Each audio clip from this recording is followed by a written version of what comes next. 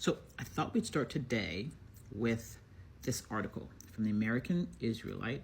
Look at the date. We got February 8th, 1917. And this is the article we're going to be reading by David Goldberg. This is out of Texas in 1917. Let's go.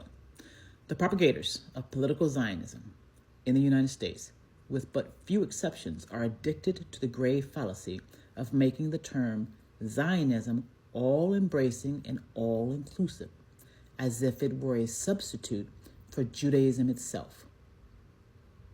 Like the conversionists who seeks to profoundly impress his listeners that Christianity holds sole monopoly to every conceivable virtue under the sun, ignoring or concealing the fact that most of them were borrowed from another religion that superseded Christianity and still survives. So, the Zionist propagandist of a certain type seeks to puff the frog up to the size of an ox by identifying a movement born in a night with an acquisition of 30 centuries. Although, honestly speaking, what may be regarded as the distinct contribution of political Zionism, and so on and so forth. And you can read further if you want to. I'll just do this up for you. Y'all can take. Oops. I hope I didn't just open up. Okay, good.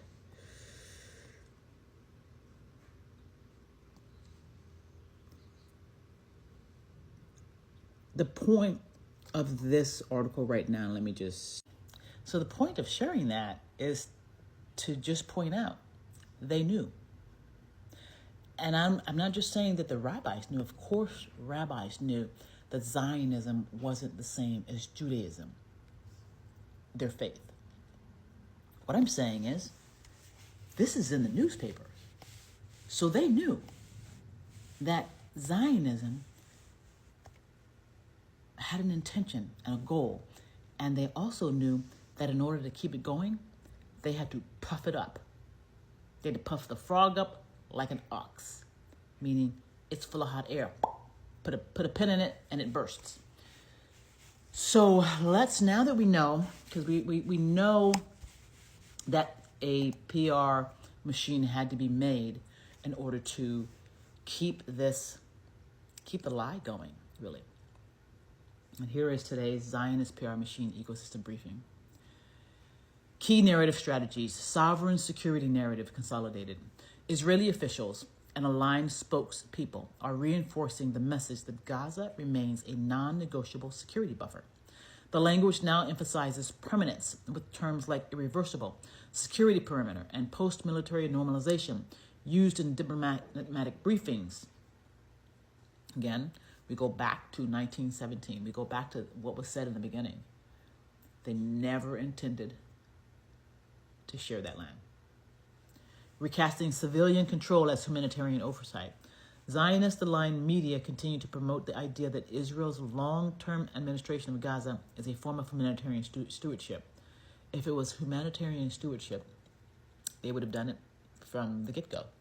If it was humanitarian stewardship, they would have started from 1948 on exhibiting humanitarian stewardship.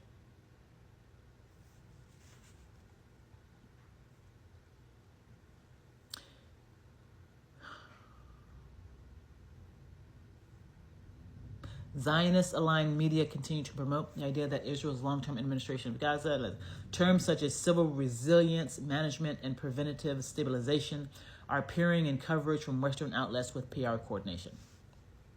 Influence vectors and tactical mechanisms. Legal intimidation campaigns expand. Israeli lobbying firms in the U.S. are increasing pressure. They're not backing down. They're not coming to their senses. They're increasing pressure on academic institutions and newsrooms through legal threats, specifically targeting staff or students using language like apartheid or genocide. You see, they are using legal threats. When in the world are we going to sue them? Sue them. Severe civil liberties groups have filed countersuits. Good. High precision use Trump's use Trump's tactics. Trump sues everybody. The only group Trump has not sued yet is AIPAC. High precision narrative, micro-targeting in U.S. suburbs, using AI-assisted political sentiment maps. Pro-Israel advocacy groups are targeting suburban voters with emotionally neutralized content emphasizing shared democratic values. That makes my stomach turn. And terror containment by passing over it. It makes my stomach turn because I've used my talent for them. Social media algorithm manipulation intensifies. Reports confirm increased use of automated bots to boost engagement on posts using government-approved framing and suppress those highlighting field-level humanitarian conditions. Posts from journalists and doctors are being flagged under sensational content policies. You want to know what? They're losing. I mean, I can feel it. They are losing. They're losing. The PR, let me put it another way. They've lost the PR fight, period. They've lost it with me. Done. They'll never get me back on the PR question. Not ever. So they can keep running down the PR road, or they can change course, which was in the emails written to the media for 7 years, telling them what was going to happen and asking them, what were your plans for Palestinians and the Israelis living in that area? They had no plans. The same way they have no plans for us. So if we're not in the arena fighting for us, they're not going to fight for us. So I keep saying this, you're a politician and you have a seat, you better be using your power and using your voice. If you have a podcast, speak up. You got a blog that you're doing, get it going. What you have to understand is that their whole MO is to make you uncomfortable so that you leave the arena. And they have been training you to do just that since before 1979. Because they want the space. They want the real estate. What real estate? The real estate in your head. That's what they want. They want your eyes, they want your ears, and they want you to repeat their narrative. And a lot of people are doing that. A lot of people have been trained. We've heard videos with Israelis saying that everyone should spend 3 years doing PR for Israel on Israel's behalf. Not democracy's behalf, but Israel's behalf. And this is folks in the U.S. saying that ecosystem temperature, collapse of narrative, trust in global south and youth demographics. Despite record spending, polling data and social media metrics indicate severe PR failing among populations under 40 and across the global south. These groups now rank Israeli government statements as among the least credible sources of information. Internal dissent in Western Jewish institutions. These are my people. New letters from rabbis in Canada, France, and Argentina challenge Zionist narrative control, calling it morally corrosive and strategically self-defeating. A global online campaign under the hashtag Not in Our Name continues to gain traction. Way to go, guys. Way to go. Keep becoming more strategic in getting your narrative out. Diplomatic fallout expanding. African Union leaders have included Israeli disinformation operations on the agenda for their June summit.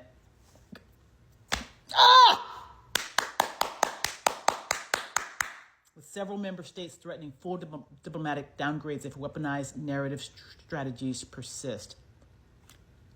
Bravo. I could not be happier right now knowing this. Every country should be doing what Africa is doing. Everyone should have a summit on weaponized narrative strategies in your country, against your people, against your government, so that Israel stands down what they're doing on earth. Because I've already seen where it gets us. I'm the wrong kind of Jew that the media and politicians don't want you to know exist, but there are thousands of us and we're here saying not in our name.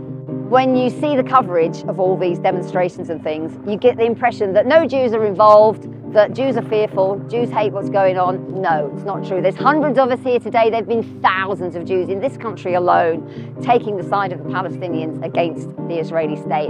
All over the world, there must be hundreds of thousands of Jewish people who are now saying, not in my name. One of the most ridiculous things that we've had to deal with, particularly in the last week or so, is the idea that the police are enforcing a no-go zone for Jews in order to defend all these hate marchers, people who are supporters of terrorism. It's almost the reversal of the truth. We are saying, along with most sensible people around the world, that everybody, Palestinians included, deserve to be free wherever they live, including between the river Jordan and the Mediterranean Sea. People say, but as a Jew, are you not frightened? Are you not subjected to assaults and threats and abuse? And I say, well, actually, I do feel threatened, abused, negated, silenced, cancelled, because when it comes to the media seeking Jewish opinion about what's going on, they go to the Board of Deputies of British Jews or the Chief Rabbi or the Jewish Labour Movement or, heaven forfend, the Campaign Against Anti-Semitism. All these groups which have support for Israel sort of ingrained in their whole agenda and their whole raison d'etre. If there is hatred and abuse directed at Jews, it's often coming from people of the Zionist perspective against anti-Zionist Jews like me. People need to take on board the fact that there are elders in the Jewish community, many of them are Holocaust survivors and also the descendants of Holocaust survivors who have been present on these demonstrations, given fantastic interviews themselves, explaining why, as victims of a past genocide, they will not tolerate an ongoing genocide that the world is witnessing in real time. It is so dangerous and divisive, the way this so-called conflict has been portrayed, taking the Israeli line, calling it the Israel-Hamas war, when this is clearly a war against the entire Palestinian people, collective punishment, ethnic cleansing, plausible genocide. And there is nothing religious about this war. It is a war of settler colonialism against an occupied people.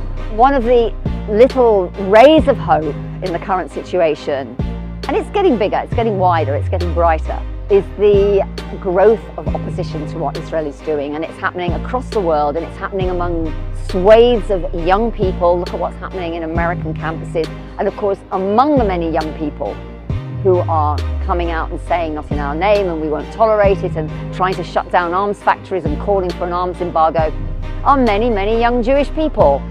I've met a youngster today who's never been on a demonstration before. He's got family in Israel, and gradually he's managed to sort of feel empowered enough, feel confident enough that he has to come and speak out alongside all these other people who are demonstrating for just peace and justice, really. It's not rocket science, is it? As a Jewish American, do you feel unsafe or attacked when you hear people calling for a free Palestine?